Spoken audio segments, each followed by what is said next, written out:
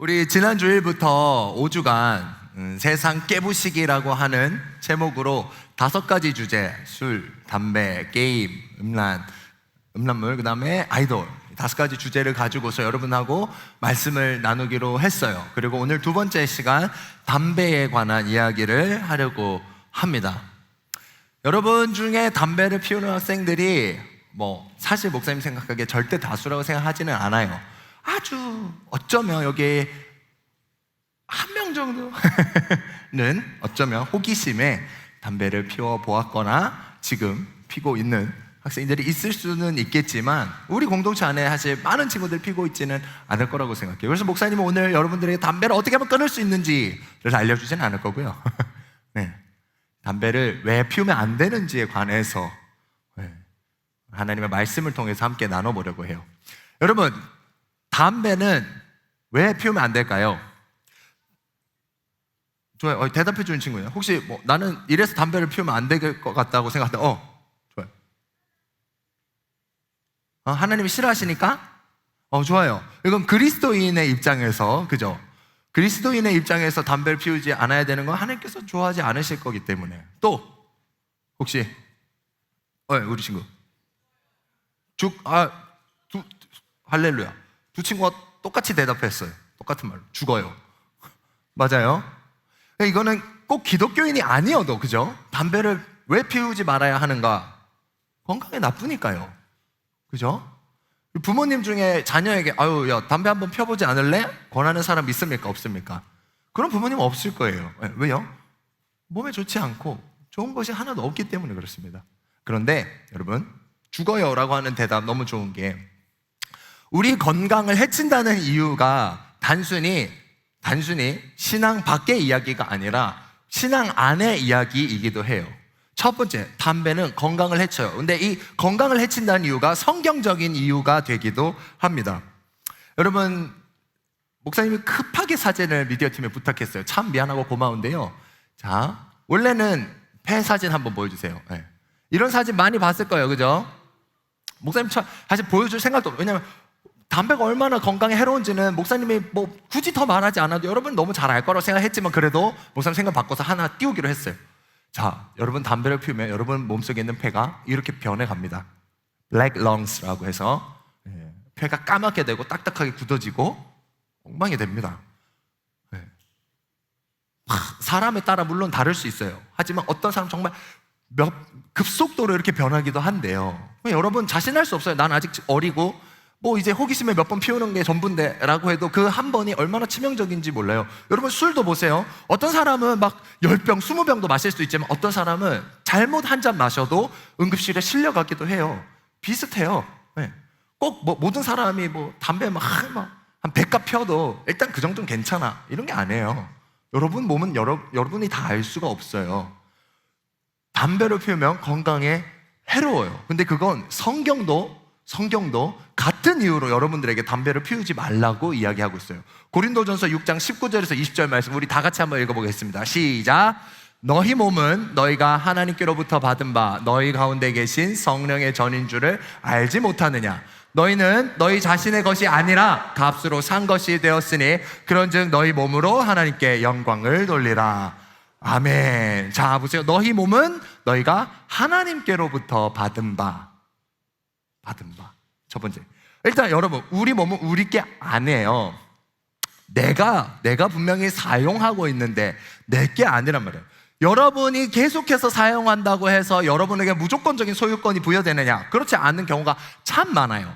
자, 예를 들어 여러분이 매일같이 자는 침대, 여러분만 사용합니다. 여러분만 사용해요. 내 거라고 생각해요. 맞죠?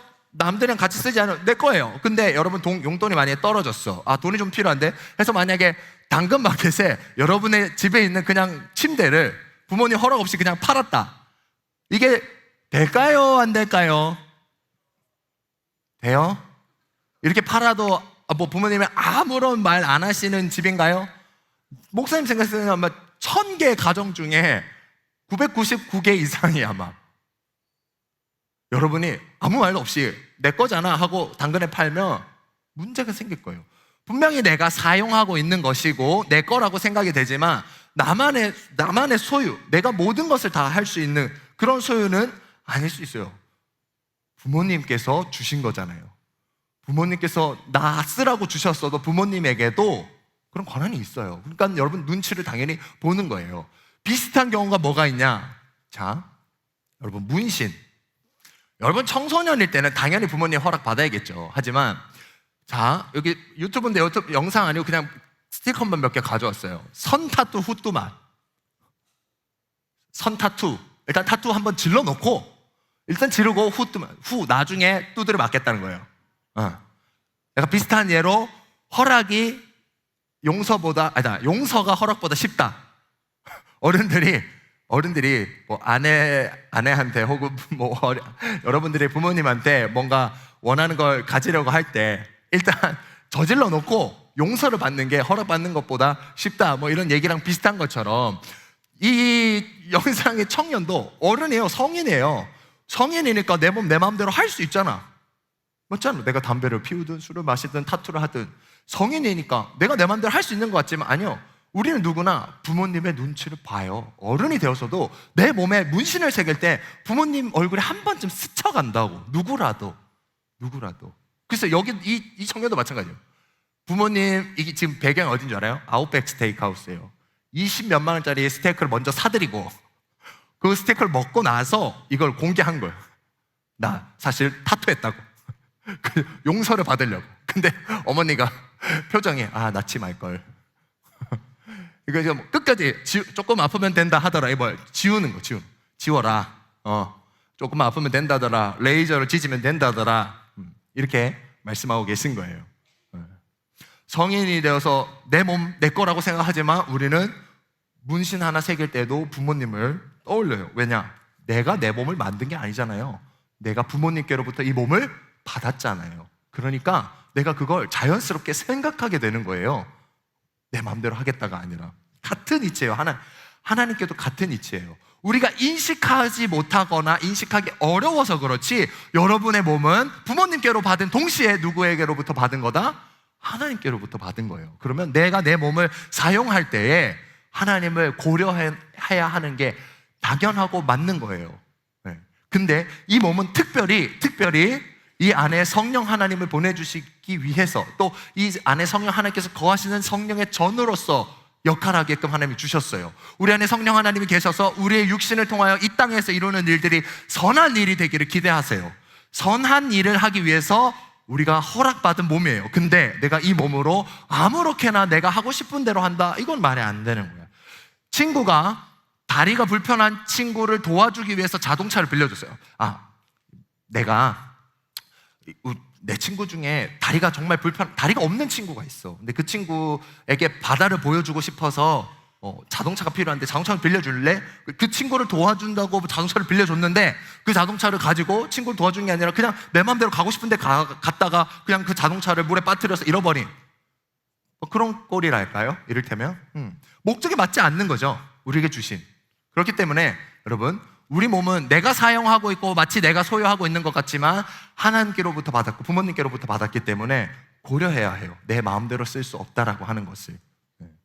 하나님께서도 선한 일에 맞게, 그 목적에 맞게 우리 몸을 주셨기 때문에 이 몸을 망치는, 이 몸의 건강을 해치는 담배는 우리에게 적절하지 않아요.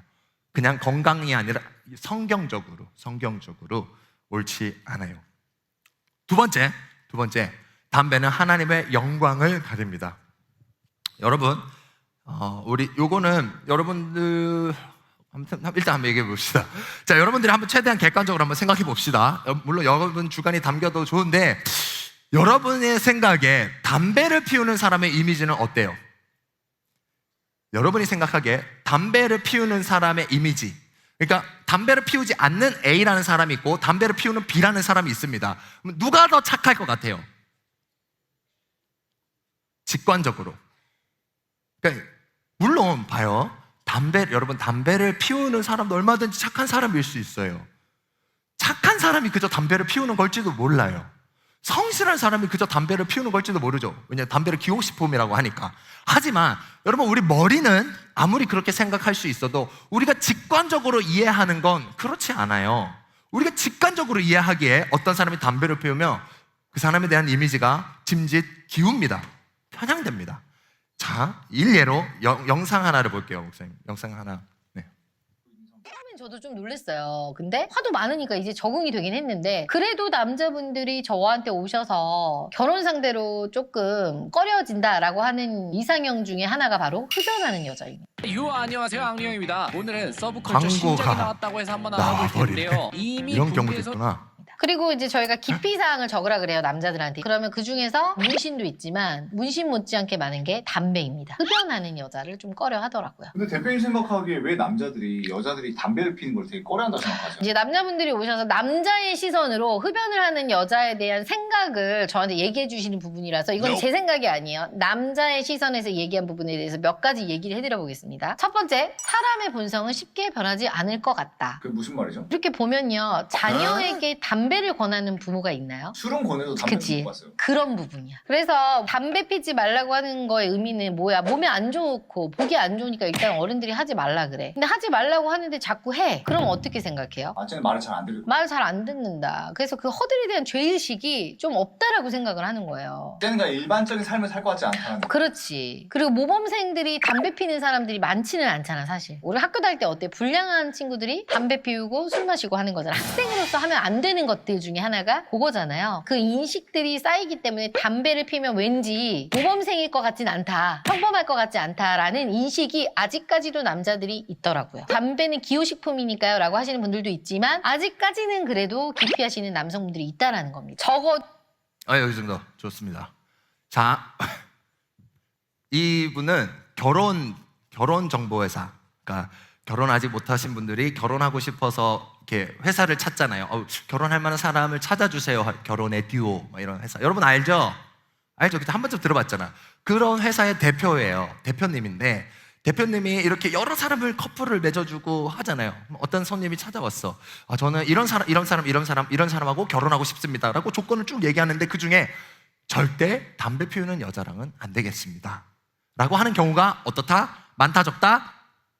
많다는 거예요. 여자뿐만 아니에요. 사실 이건 여자에 대한 해당하는 영상이었죠. 여자뿐만 아니에요. 여자도 이런 결혼정보회사에 오면 담배 피우는 남자는 싫습니다가 절대적으로 압도적으로 많아요. 왜 그럴까요? 선생님 얘기한 것처럼 그냥 담배는 기호식품일 뿐인데. 그런데 물론 여러분 동의하지 않는 부분이 있을 수 있어요. 우리 학교는 모범생인데 담배 피우는 애 있던데. 근데 보세요. 그 친구는 담배 피우는 시점에서 모범생이 아니에요. 공부를 잘한다고 모범생이 아니야. 선생님의 말을 잘 듣는다고 해서 모범생이 아니야. 선생님 말을 일대 안 듣는 거지. 왜? 선생님은 담배를 피우지 말라고 하셨거든. 근데 내가 그냥 담배를 피우는 거야. 그냥 이미지가 막 공부 열심히 하고 하는데 막 스트레스 받으니까 몰래 담배 한 대씩 핀다. 이게 모범생이지만 그냥 분위기 있게 담배를 피우는 것 아니에요. 그 친구는 적어도 아까 이 선생님 말한 것처럼 죄의식이라고는 허들이 남들보다 낮은 거예요. 근데 어른들은 이런 걸 싫어한다는 거지. 사람들은 직관적으로 이런 걸 싫어한다는 거예요. 남들이 하면 안 된다라고 하는 그 약속을 서로 지키고 있는데 누군가 그 약속을 지키지 않는다? 그 사람에 대한 이미지가 좋을 수 없어요. 그 사람에 대한 이미지가 좋을 수 없어요. 비슷한 이치로 담배 피우는 거에 대한 이미지는 그냥 단순히 죄의식뿐만 아니라 분위기가 있잖아요. 뭔가 불량한 사람들이 담배 피우는 것 같고 하는 이미지가 우리 대한민국 사회 안에서는 아직 통념적으로 있다고요. 오늘 목사님 설교 제목이 좀 특이하죠. 용문신 손으로 담배를 입에 무는 아이유. 여러분 생각해 봅시다. 이렇게 청순한 우리 아이유 씨는 담배를 피우지 않습니다. 죄송합니다.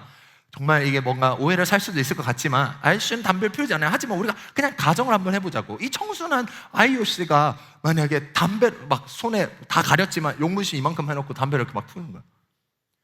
이게 여러분 어울릴까요? 그래도 아이유라는 사람의 이미지에는 타격이 없을 거야 라고 생각하는 사람. 아이유가 만약에 담배 피우는 사진이 유출이 됐어. 문신을 해가지고. 그래도 아이유 이미지엔 타격이 없을 거라고 생각하는 사람 아무도 없을걸요. 실제로 블랙핑크 제니가 담배 피우는 영상이 유출됐다가 이미지가 나락을 한번 갔다고 하죠. 뭐 예전에인데 봐요. 담배 기호식품이고 제니는 성인이에요. 내가 담배 피우는 게 뭐가 잘못됐어 라고 생각할 수 있지만 사람들의 시선이 그렇지 않다는 거야. 사람들의 시선이 그렇지 않아요. 피지 않길 기대해요. 좋은 사람일수록. 반대로 피운다면 나쁜 사람일 거라는 짐짓 가정을 하게 된다고요. 여러분 상황을 바꿔서 오은영 선생님 오은영 선생님 알죠? 우리 어린이들의 영원하신 선생님, 부모들의 영원하신 선생님, 오은영 선생님이 만약에 용문신 해가지고 이렇게 막 이렇게 해가지고 담배를 피운다고 생각해봐요. 아무 문제 없죠. 여러분, 오은영 선생님 담배 필 수 있죠. 어른이니까. 내 돈 주고 내가 담배 피우는데 누가 뭐라고 해요. 그렇지만 만약에 오은영 선생님 담배 피우고 문신해가지고 담배 피운다는 사실이 밝혀져 봐요. 그런 영상이 나와봐요. 오은영 선생님에 대한 어떤 신뢰도, 그 선생님이 아이들을 가르치고 부모님들을 가르칠 때 그 말, 똑같은 말인데 그 신뢰도가 떨어질까요? 올라갈까요? 떨어질 거라고 생각해요, 목사님은. 무조건. 왜냐? 담배는 그만큼 어떤 이미지를 연상시키기 때문에 그래요, 우리에게. 그러니까 그냥 뭐 담배 피우는 게 뭐 어때요? 담배 피운다고 해서 뭐라고 하는 거 뭔가 잘못된 거 아닌가요? 이렇게 생각하면 안 된다는 거예요. 우리 사회에는 아직도 담배에 대한 그런 부정적인 인식이 있어요. 특히 그리스도인에게는 여러분들이 담배를 처음 피울 때는 분명 호기심으로 피울 거예요. 처음부터 담배 맛을 알고 피우는 사람이 어디 있어? 없잖아. 그 처음엔 호기심으로 피워요. 근데 이게 지속되는데도 계속해서 끊지 못하고 피우는 사람은 중독 때문도 있지만 뭐에 제일 많이 기대냐 하면 담배에 술은, 알코올은 어쨌든 취하면 이렇게 좀 이성이 흐려지고 용기도 생기고 막 이런 거에 기대는 것처럼 담배는 스트레스를 푸는 효과가 있다고 생각해요. 학생들이. 어른들도 모르겠지만 담배를 피울 때 좀 진정이 되고 뭔가 안정이 되고 편안해지는 것 같고 하다 보니까 내가 막 공부하다가 막 감정 고조가 됐어. 근데 나와가지고 담배를 한 대 쭉 피면서 가라앉고 차분해지면서 스트레스가 풀린다라고 생각하는 거예요. 그런데 보세요. 여러분이 교회를 다니는데 그러면 교회 다니지 않는 사람들은 어떻게 생각하니? 교회 다니는 사람들은 힘들고 어려운 일이 있을 때 기도한다며, 하나님을 의지한다며, 막 사람 의지하지 않고 돈 의지하지 않고 하나님을 의지하는 사람들이 교회 다니는 사람들이래 라고 하는 이미지가 있는데, 내 친구 교회 다니는데 막 너무 힘들어, 너무 열받는다, 오늘 너무 괴롭다, 힘들어, 스트레스 받으니까 안 되겠어, 담배 한 대 피워야겠어. 그러면 옆에 있던 친구가 어떻게 생각하겠어요? 저 친구 분명히 하나님을 믿는다 그랬고 힘들고 어려울 때 우리는 기도한다고 얘기했는데 기도하러 가는 대신에 담배를 피우네? 지나 나나 똑같지 않아? 뭐 대단하게 하나님이 어쩌고 하나님에게 능력 있고 말하는 거 말해놓고, 하나님이 능력 있으면 하나님한테 구해야지, 하나님한테 안 구하네, 담배한테 구하네. 이러면 그렇게 생각하게 된 친구는 어떨까요? 앞으로 하나님을 믿으려고 하는 마음이 커질까요? 작아질까요? 작아지죠. 만약에 여러분, 목사님이 첫 번째 담배를 피우면 몸에 나쁘다고 했어요. 근데 만약에 아무런 유해한 성분이 없는 담배가 있어. 아무 유해한 성분이 없는 담배이지만 이 담배를 피운다라고 하면 이게 죄일까요? 아닐까요? 죄 아니에요. 이 자체로 죄가 아니에요. 맞잖아. 이 자체는 죄가 아니에요. 근데 내가 이 부정적인 이미지를 갖고 있는 담배를 피움으로써, 피는 모습을 누군가 보고서 하나님 믿는다더니 담배 피우네요. 어차피 하나님 믿는 거 아닌가 보구만, 하나님 진짜 살아계신 거 아닌가 보구만 이라고 생각해서 누군가 실족을 한다면 성경은 그 실족함은 죄라고 이야기해요. 내가 누군가를 실족하게 한 건 죄라고 이야기해요. 내가 담배를 피운 건 죄가 아닐지언정 실족하게 한 건 죄라고 해요. 오늘 주제가 담배지만 아까 앞서 문신에 대한 얘기가 나왔기 때문에 목사님 문신도 한번 얘기했고, 여러분들이 문신에 대해서도 고민하는 친구들 있더라고. 문신하고 싶다고 생각하는 친구들 있는데, 여러분 문신도 마찬가지예요. 성경에 문신이 죄라고 이야기하는 구절은 없어요. 물론 레위기 19장 28절 한번 보겠습니다. 죽은 자 때문에 너희의 살에 문신을 하지 말며 무늬를 놓지 말라, 나는 여호와이니라. 자, 문신하지 말라는 성경 구절이 있어요, 없어요? 있어요. 근데 이건 우리가 생각하는 문신하고 달라요. 하나님이 이 레위기에서 죽은 자 때문에 너희 살에 문신을 새기지 말라고 말씀하신 건 단순히 문신이라고 하는 행위를 하지 말라는 말씀이 아니라, 그 고대 가나안 사회에서는 우리 조상이 죽었어요. 그러면 조상의 이름이나 조상의 얼굴이나 뭐 조상에 관한 거를 몸에 새기고서 어떻게 하냐, 주술적인 의미를 담아. 마치 우리가 오늘날 죽은 할아버지 아버지를 제사상에 모시고 아버지 우리 집안 잘 되게 해주세요 하고 비는 제사와 같이 새기고서 아버지 잘 되게 해주세요 라고 하는 주술적인 의미를 부여한다고. 그러니까 하나님이 여기 레위기에서 말씀하신 건 문신을 하지 말라는 의미라기보다 죽은 자를 애도하는 주술적인 행위를 하지 말라는 거예요. 여러분 중에 문신을 물론 그런 사람이 있어. 막 돌아가신 부모님의 이름을 새기고 진짜로 문신으로, 혹은 막 헤어진 연인 막 죽어 사별했어. 막 여자친구인데 남자친구가 일찍 죽은 거야. 막 이름을 새기고 뭐 기억하고 뭐 이런 사람도 있겠. 물론 그런 문신인데 대부분 그런 문신이 아니잖아. 대부분 그런 문신이 의미를 담은 문신이 아니잖아. 그냥 내가 예뻐서 하거나 내 나름의 인생의 조언이나 격언이나 뭐 이런 의미를 담아서 하잖아요. 애도하는 주술적인 의미를 담고 하지 않잖아요. 그러니까 사실 주술적인 의미를 담지 않은 문신은 죄가 아니에요. 엄밀히 따지면 그 행위 자체가 죄가 될 수는 없어요. 그 행위 자체는. 그런데 왜 교회 다니는 우리 목사님이 혹은 부모님이 야, 문신 새기면 안 된다라고 성경적으로 이야기할까? 성경적으로 그게 안 된다고 우리가 생각할 수 있을까? 아까 말한 거랑 같은 이치예요. 여러분, 문신한 사람에 대한 이미지가 어땠습니까? 오은영 선생님 똑같이 봐. 온몸에 용문신이 있어. 오은영 선생님이 진짜 온몸에 용문신이 있는 거야. 그런데 그 문신이 이만큼 드러나 있는데 막 아이들 가르치고 이게 맞냐고. 안 맞아요. 우리 정서에는 이 이미지가 매칭이 안 돼요. 왜냐? 우리가 생각했을 때 문신한 사람들은 다들 좀 무섭고 험하고 그게 사회적인 통념으로 공유된다니까. 나는 목사님, 저는 문신한 사람 그렇게 편견 갖지 않는데요. 그 사람 그렇게 말하는 그 친구는 정말 그럴지도 몰라요. 하지만 여러분, 사회는 그렇지 않아요. 여러분, 일본에 가면 유명한 온천에는 문신을 한 사람, 전신 문신을 한 사람은 입장 금지라고 돼 있어요. 근데 이런 게 지금 한국에서도 계속 퍼져요. 해운대 경찰서장이 붙였어요. 전신 문신자 출입 금지, 해수욕장에. 놀랍게도 여기 선스포츠 플라자라고 우리 동네 있어요. 수영장 있는 스포츠 센터 있는데 선스포츠 아나요?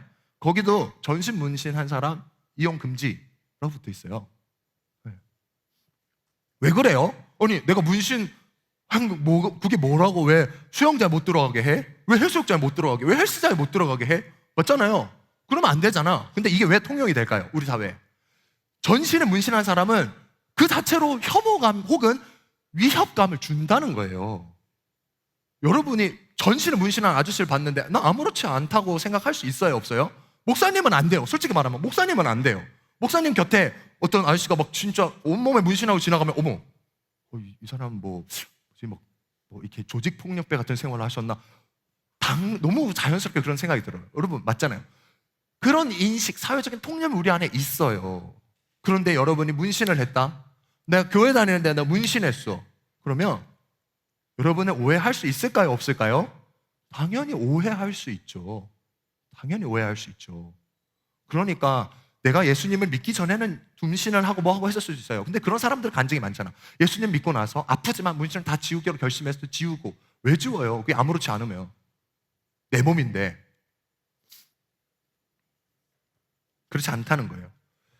고린도서 8장 9절 13절 말씀에 보면 사도 바울이 이렇게 이야기해요. 그런즉 너희의 자유가 믿음이 약한 자들에게 걸려 넘어지게 하는 것이 되지 않도록 조심하라. 그러므로 만일 음식이 내 형제를 실족하게 한다면 나는 영원히 고기를 먹지 아니하여 내 형제를 실족하지 않게 하리라. 이게 무슨 말이냐면 사도 바울 당시에 사람들이 시장에 가면 고기를 파는데 그 고기 중에는 우상숭배에 쓰인 고기가 있었어요. 우상숭배 쓰인 고기. 자, 우상숭배 쓰인 고기를 먹어도 될까 안 될까? 사실 그냥 고기는 고기일 뿐이야. 그걸 먹는다고 해서 죄냐? 아니에요. 우상숭배에 쓰였든 어디에다 쓰였든 고기를 먹는 거는 죄가 아닌데 먹어도 되는 거예요. 그런데 만약에 내가 교회를 다니는 사람이에요. 근데 교회 다니는 사람인 걸 주인이 아는데 주인이 고기를 주면 민우 씨, 이거 우상숭배 쓰인 재물인데 이 고기 먹어도 돼요? 이러면서 파는 거야. 근데 내가 그걸 사는 거야. 아마 괜찮아요 하고 샀어. 뭐 주인 아저씨가 한 거죠. 아유, 저 사람들은 유일신 믿는다더니 세상에는 여호와 하나님밖에 없다더니 뭐 다른 신한테 이렇게 숭배한 고기 아무렇지 않게 저렇게 먹네? 진정성이 없는 거 아니야? 라고 해서 사장님이 실족을 한다든지, 내 곁에 있는 친구와 같이 시장에 갔다가 우상숭배 쓰인 재물인데 저걸 왜 사 먹지? 라고 해서 실족을 할 것 같으면, 그럴 것 같으면 사도 바울은 어떻게 하겠다? 영원히 고기를 먹지 않겠다는 거예요. 왜냐? 그렇게 누군가가 이 고기 먹는 거 하나 때문에 실족하게 된다면 이거 안 먹고 말지. 왜냐? 그 실족하는 일이 너무나도 크기 때문에, 뼈 아프기 때문에. 문신 혹은 담배가 여러분 설령 그 행위 자체로는 죄라고 말하기 어렵다 할지라도 여러분 그로 인해 누군가 실족할 수 있다면 그건 명확하게 죄라고 우리가 규정해요. 그렇기 때문에 담배를 피워서는 안 되는 거예요. 목사님이 이렇게 두 가지의 이유를 가지고서 여러분들에게 성경적으로 담배를 피워서는 안 되는 걸 이야기했어요. 여러분 성령의 전인 여러분의 건강을 여러분 함부로 해칠 수 없다는 거, 그다음에 부정적인 이미지를 갖고 있는 그 담배를 피움으로써 누군가 실족해 되는 일은 죄악이기 때문에 여러분들이 그렇게 할 수 없다는 거. 왜 담배를 피워서는 안 되는지를 설명하고자 한다면 여러분 앞으로 목사님이 20분 아니 뭐 1시간, 2시간, 3시간도 더 여러분들한테 설명할 수 있을 거예요. 하지만 여러분 우리가 그렇잖아. 이게 얼마나 해로운지, 왜 이걸 피우면 안 되는지를 안다고 해서 무조건 지켜지나? 콜라가 몸에 좋다고 생각하는 사람 아무도 없잖아요. 그죠? 콜라가 우리 몸에 좋다고 생각하는 사람 아무도 없어요. 하지만 우리 왜 콜라를 먹죠? 맛있으니까. 몸에 해로운 거 알지만 자꾸 먹잖아요. 먹고 싶으니까. 알아도 어떤 건 어려워요. 야식 몸에 해로워요. 하지만 우리는 먹어요. 네. 다이어트면 건강하다는 거 알지만 어려워요. 마치 그런 것처럼 알아도 어려워요. 그러니까 여러분들이 만약 목사님이 여기까지 설명을 하면은 그렇게 생각할지도 몰라. 아, 목사님 그래요. 몸에도 안 좋고 피우면 안 되는 건 알지만 관심이 가는데 어떡해요? 혹은 전부터 피워왔던 거라고 끊기 어려운데 어떡합니까? 이 기독교 진리라고 하는 거 참 곤란하네. 나를 자유롭지 못하게 만드는구만. 응? 내가 이거 대단한 거라고 좀 하고 싶다고 하는데 이것도 못하게 하고, 응?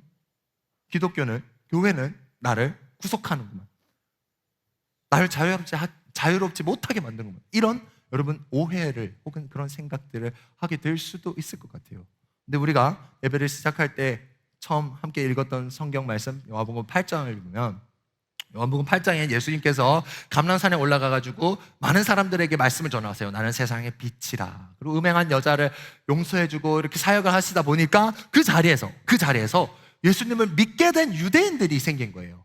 나는 계속해서 유대인이었는데 진짜 이 예수가 메시아가 아닌가라고 예수님을 믿게 돼버린 사람들이 생긴 거예요. 그러니까 예수님이 그 믿게 된 사람들에게 뭐라고 이야기하느냐? 요한복음 8장 31절에서 32절 말씀 우리 다 같이 한번 읽어보겠습니다. 시작. 그러므로 예수께서 자기를 믿은 유대인들에게 이르시되 너희가 내 말에 거하면 참으로 내 제자가 되고 진리를 알지니 진리가 너희를 자유롭게 하리라. 아멘. 그 믿게 된 유대인들에게 이렇게 말씀하신 거예요. 너희가 지금 내가 하고 있는 말 있지? 이 말에 거하면 내 제자가 된다. 그리고 내 제자 돼서 내 말이 뭔지 그 진리를 알게 되면 진리가 너희를 자유롭게 할 거야. 예수님이 그들에게 축복한 거고 그들에게 어떻게 보면 제시한 거예요. 야, 나 믿으면 어떻게 된다고? 나 믿으면 어떻게 돼? 자유롭게 돼. 근데 이 말을 들은 유대인들이 뭐라고 이야기하냐면요, 황당한 거야. 뭐라고 얘기하냐? 저기 보세요, 예수 랍비요. 우리는 아브라함의 혈통을 타고 나서 우리는 한 번도 노예가 된 적이 없습니다. 우리는 한 번도 종으로서 살아간 적이 없어요. 우리에게는 언제고 자유가 있었지. 우리는 사실 실제로 역사적으로 그렇지 않은데 그들에겐 자부심이 있었어. 아브라함의 혈통이라고 하는. 그래서 우리는 종된 적이 없고 지금도 종이 아닙니다. 로마의 속국인데도 우리는 종이 아닙니다. 자유가 뭐가 필요합니까? 오히려 이렇게 나온 거예요. 예수님이 이렇게 얘기하는 거지. 예수님이 아니야, 너희 로마의 종이니까 그 로마로부터 너희를 해방시켜 줄 거야 라고 하시지 않았어요. 그런 물리적인 구속에서의 해방이 아니라 예수님 그 다음 구절에 뭐라고 얘기하시냐면 죄를 짓는 자마다 죄의 종이라고 말씀하세요. 죄를 짓는 자마다 죄의 종이다. 로마의 종이 아니라 너희는 죄의 종이라는 거예요. 근데 종은 집에 영원히 살지 못해. 종은 집에 영원히 살지 못하는데 아들은 집에서 영원히 산단다. 이렇게 말을 해요. 이게 너무 이상한 거야. 생각해봐요.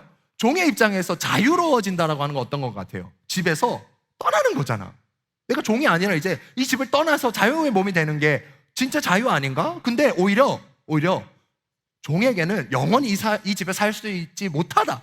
오히려 종이 왜 불쌍한 줄 알아? 이 집에 영원히 못 산다는 거야. 근데 반대로 아들은 왜 행복한 줄 알아? 이 집에 영원히 산다는 거거든. 이렇게 예수님이 제안을 하는 거예요.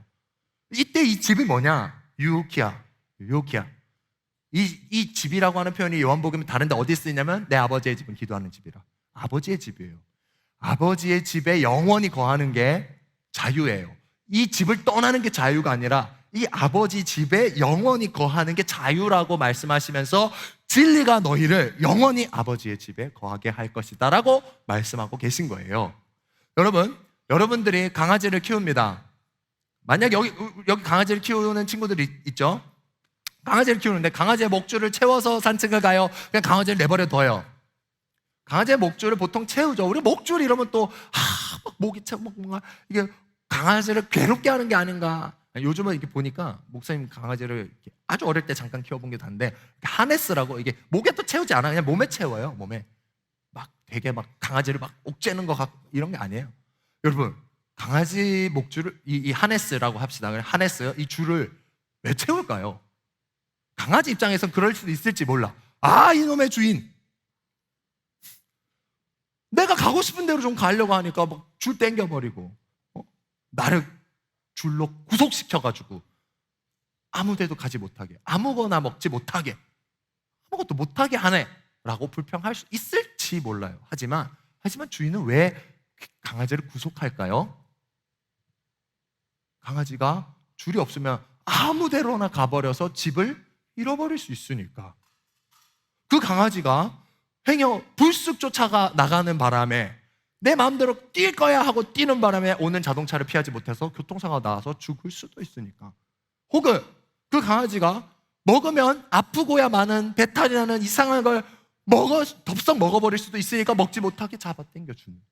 주인의 입장에서는 그 강아지를 위해서 이 하네스를 하는 거예요. 강아지 입장에서는 자유를 억압하는 구속이라고 생각할 수 있을지 모르겠지만 여러분 그리고 애초에 보세요. 자유라고 하는 건 절대로 나 혹은 타인을 해치는 경우를 정의할 수 없어요. 나에게 칼이 있어. 이 칼을 마음껏 휘두를 수 있는 자유가 여러분들에게 있어요, 없어요? 있어요. 하지만 이 칼을 휘둘러서 누군가의 생명을 앗아간다면 이 행위는 자유로서 정의가 될 수 있다, 없다? 없다고요. 이건 자유로 정의 자체가 안 되는 거예요. 심지어 나 자신의 생명조차도 내 몸인데 내 생명조차도 그걸 해할 수 있다면 그건 자유라고 정의되지 않아요. 여러분 우리 대한민국에서 여러분들이 오늘 당장 죽고 싶다고 해서 안락사가 법적으로 허용이 될까요?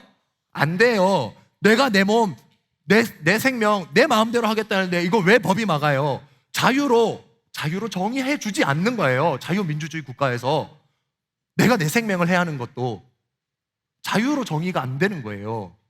그러니까 애초에 하네스를 풀고 내 마음대로 가서 얼마든지 죽을 수 있는 길이라는 건 자유로운 길로 정의될 수가 없어요. 그리고 이 줄은 오히려 주인의 입장에서는 강아지를 사랑하기 때문에 매는 거란 말이에요. 근데 여러분들도 그렇게 생각하나요 혹시? 교회에서 목사님이 혹은 하나님이 여러분들에게 담배를 피우지 말라고 여러분에게 하네스를 채웠다면 이 기독교 진리가 나를 자유롭지 못하게 만든다라고 하는 생각을 할까요? 하나요? 그렇게 할 수 있지만 여러분 아니라고 목사님이 이야기하는 거예요. 여러분들은 혹은 목사님조차도 우리는 때때로 담배를 하나님 피워도 될까요? 안 될까요? 하나님 제가 영양학과로 진학해야 될까요? 아니면 간호학과로 가야 할까요? 경북대학교로 가야 할까요? 서울대학교로 가야 될까요? 이런 하나님의 뜻이 무엇인지를 궁금해해요. 그리고 그 뜻을 아는 것을 진리를 아는 것이다 라고 생각할 때가 있어요. 그 사실을, 그 진리를 아는 것 자체에 집중할 때가 있단 말이에요. 하지만 여러분이 경북대학교를 가는 것이 하나님의 뜻인지 서울대학교를 가는 것이 하나님의 뜻인지 그것을 분별하는 것이 진리를 아는 것이다 라고 할 수는 없어요. 왜냐? 여러분들은 그 사실을 알게 되어도 자유롭지 못할 거거든요. 나는 서울대학교를 가고 싶었는데 만약에 여러분에게 오늘 당장 찾아와서 하나님이 딱 하나님의 뜻을 알려준 거야. 넌 경북대야. 경북대를 비하는 건 아니에요. 경북대학교 너무 좋은 학교예요. 하지만 서울대학교보다는 여러분 경북대학교, 서울대학교 중에 어디 가고 싶어요? 서울대학교 가고 싶잖아요. 맞아요. 그러니까 넌 죽었다 깨어나도 경북대학교야. 내 뜻이 그래. 내가 너를 경북대학교로 보낼 거야 라고 했을 때 여러분 어떨 것 같아요? 난 서울대 가고 싶었는데. 여러분 그 사실, 그 진리, 그 뜻이, 그 하나님의 뜻이 여러분들을 자유롭게 합니까? 아니요, 여러분은 오히려 그 사실로 인해서 괴로워할 거예요. 그러면 그건 여러분들에게 하나님의 뜻일 수는 있어도 여러분들에게 의미 있는 진리가 될 수는 없어요. 여러분이 자유하지 못하기 때문에 그래요. 근데 우리는 그 하나님을 떠나서 그냥 알고 싶어 해. 나의 삶을 향한 하나님의 뜻이 뭔지 그 뜻만을 알고 싶어 해. 이치만을 알고 싶어 해. 하나님은 온데간데 없고 뜻만 알고 싶어 하는 거예요. 근데 이건 틀렸어요. 우리는 그 뜻 자체, 진리 자체를 뭐라고 할까요? 그 자체만을 쫓는 사람들이 아니에요. 우리는 하나님을 쫓는 사람들이에요. 엄밀히 말하면 우린 진리를 쫓아요. 하지만 진리를 쫓는 사람들이 그리스도인들이 아니라 하나님과 예수님을 쫓는 사람들이 그리스도인이에요. 이 차이가 조금 어렵지만 목사님이 설명한 그 차이예요. 하나님과의 관계가 훨씬 중요하지. 하나님의 뜻이 그냥 이런 거예요. 하나님은 난 상관없고 내가 어느 학교를 가야 되는지만 알면 좋겠어라고 하는 마음이 우리 가운데 있을 수 있다는 거예요. 우리가 그런 뜻만을 바라는 거예요. 하지만 그 뜻은 우리를 자유롭게 하지 못해요. 진정으로 우리를 자유롭게 하는 참 진리는 뭐냐? 예수 그리스도. 요한복음에 나오는 진리는 다 예수님이에요. 그 예수님이 우리를 자유롭게 하시기 때문에 그래요. 죽을 수밖에 없었던 우리가 하나님의 사랑으로 우리 주 예수 그리스도께서 우리를 위하여 십자가 지시고 우리를 대신해서 우리가 져야 하는 벌을 지시고 우리에게 생명을 주셨어요. 그래서 우리가 다시 태어났어요. 새 삶을 얻게 되었어요. 이 사랑 그 사랑으로 말미암아 우리는 하나님의 자녀가 되었어요. 하나님과 내가 아버지와 자녀의 관계가 되었어요. 이 관계 안에서, 이 집 안에서 우리는 자유를 누리는 거예요. 내 아버지가 하나님이시기 때문에 자유를 누릴 수 있는 거지, 하나님이 말씀하시는 진리의 조건도 우리가 충족했기 때문에 자유로운 게 아니라고요. 너무 어렵게 설명했지만, 여러분 부모님, 여러분 집에도, 여러분의 집에 가도 여러분에게 룰이 있을 거예요. 10시 넘어서 집에 들어오지 말아라, 학원을 빼먹지 말아라, 여러 가지 룰이 있어요. 여러분은 그 룰을 왜 지키나요? 여러분 집 안에 있는 계명을 왜 지키나요? 이 계명을 지키지 않으면 집에서 쫓겨날까 봐? 이 집에 영원히 거하지 못할까 봐? 혹은 내가 막 그렇게 생각해요. 이 룰만 잘 지키면 10시에 들어오고 하랑 공부하고 학원 안 빠지고 이렇게만 하면 이 부모님, 엄마라고 하는 존재, 아빠라고 하는 존재는 나한테 끊임없이 밥을 줄 거고 재워줄 거고 나를 서포트 하겠지. 그래서 언젠가 이 집을 떠날 때까지만 잘 버티면 돼. 이것만 잘 지키면 돼 라고 생각해서 여러분 집안의 규칙을 지키는 사람이 있습니까? 없잖아요. 여러분은 여러분의 집에서 그렇게 규칙을 지키지 않아요. 그렇게 계산하지 않아요. 왜? 여러분 엄마 아빠를 사랑하니까. 그런 사랑 안에서 부모님을 실망시켜드리고 싶지 않고, 내가 받은 사랑에 나도 부모님께 내 사랑을 표현하고 싶은 그것이 진정한 동기이지, 부모님께 호적을 파일까봐 혹은 부모님을 그저 이용하려고 하는 게 아니란 말이에요. 근데 우리는 이 교회라고 하는 집에서는 그런 식으로 생각할 때가 있는 거야. 이 조건만 잘 맞추면, 하나님이 하지 말라는 거 혹은 하라는 거 조건만 잘 맞추면 나한테 계속해서 밥을 주시겠지, 재워주시겠지, 필요한 거 주시겠지. 그러다 내가 원하는 거 얻으면 언제든 난 떠날지도 몰라라고 하는 게 가정되는 이상한 식의 아니에요. 여러분 이 교회라고 하는 집에서도 여러분이 참 진리를 깨달아서 예수님께서 나를 사랑하시는 그 사랑으로 인해서 여러분들이 그 계명을 지켜나가기로 결심하고 나아가는 그 과정과 여정은 하나님과의 관계고 하나님을 사랑하기 때문이고, 그 하나님의 사랑을 내가 알기 때문에, 나를 사랑하시는 하나님의 사랑을 알기 때문인 거예요. 아주 목사님 좀 비틀어서 조금은 이제 지독하게 이렇게 비유를 들자면, 예를 들어 담배를 피우고 싶어서 피웠어요. 근데 여러분, 만약에 여러분이 담배를 피우다가 여러분 집에 불이 나버렸네? 다 타고 있어. 내가 탈출하지 못하고 있었어. 근데 저 멀리서 우리 아버지가 이 불길을 뚫고 들어와서 나를 구출해낸 거야. 근데 이렇게 구출하다 아버지가 돌아가셨어. 자, 그 다음, 당장 내일부터 담배를 끊을 수 있을까? 쉽지 않을 거예요. 담배 중독은 계속되는 거예요. 내 몸 안에 담배가 계속 피우고 싶은 욕망은 계속 일어요. 근데 그 사람이 담배를 피울까 안 피울까? 감히 피울까 안 피울까? 다른 거예요. 피우려고 하지 않겠죠, 정상이라면. 왜? 이 담배 때문에 내 아버지가 나를 살리려고 목숨을 잃으셨는데, 그러니까 담배를 피우지 않으려고 하는 동기가 사랑으로부터 기인하고 완전히 달라진다는 거예요. 관계에서 비롯되는 거라는 거지. 그저 이 담배를 피우고 안 피우고가 뭔가 내 인생에 어떤 벌을 받느냐 안 받느냐, 지켰기 때문에, 잘 안 피웠기 때문에 하나님 날 축복하실 거야, 혹은 이걸 뭐 피웠기 때문에 나는 벌 받을 거야 라고 하는 아주 단순한 그런 규칙이 아니라 하나님 아버지와의 사랑과 그 관계 안에서 여러분들은 얼마든지 그 하나님의 사랑을 깨달으며, 하나님이 나를 사랑하셔서 나 한 사람의 이 육체와 이 삶과 이 생명을 위하여서 자기 아들까지 내어주셨다라고 하는 그 사랑을, 그 주님의 사랑을 여러분들이 깨닫기만 하면 그 사랑으로 말미암아서 여러분들은 방향을 잡아가기 시작할 거라는 거죠. 그러니까 담배를 피우면 안 되는 이유가, 여러분들을 막아세우는 것도 목사님은 너무 환영이에요. 좋아요. 내 폐가 썩어 들어가는 거 싫어해서 담배를 끊는 것도 좋아. 근데 목사님이 기대하는 건, 그런 이유들도 여러분들 담배를 끊게 하겠지만, 피우지 않게 하겠지만, 내 하나님, 나 사랑하시는 그 주님께서 나를 위하여 그 목숨까지 아끼지 않고 버리셨기에 이렇게 허락한 나의 생명이고 삶이고 시간이기 때문에 이 시간을 내가 허투루 쓰지 않으리라. 허망하고 헛된 것들에 내 몸을 내던지지 않으리라 라고 하는 동기가 여러분의 삶을 이끌었으면 좋겠어요. 그렇게 하나님과 함께 동행하는 저와 여러분이 되기를 주님의 이름으로 축복합니다.